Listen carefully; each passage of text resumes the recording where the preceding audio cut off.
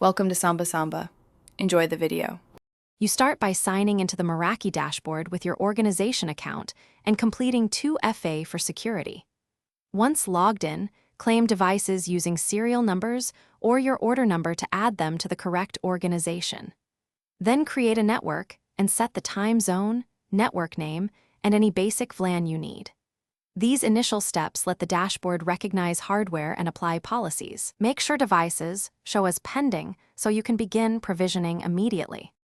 Once devices are claimed, configure your network.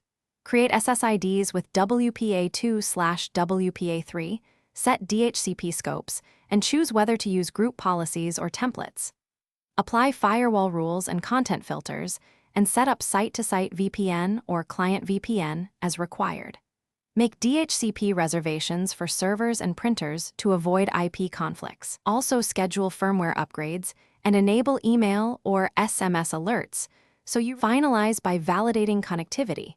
Use dashboard tools to ping devices, run packet captures, and review event logs to confirm client associations and traffic shaping behavior.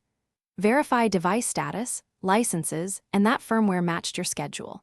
If something fails, reboot the affected device from the dashboard, recheck the configuration and VLAN assignments, then collect support diagnostics to send to Meraki if needed. Keep calm, reproducing the issue and collecting log speeds resolution, and teaches you what to watch for next time.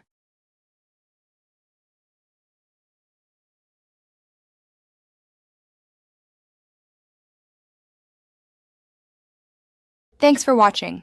Consider subscribing if we helped you.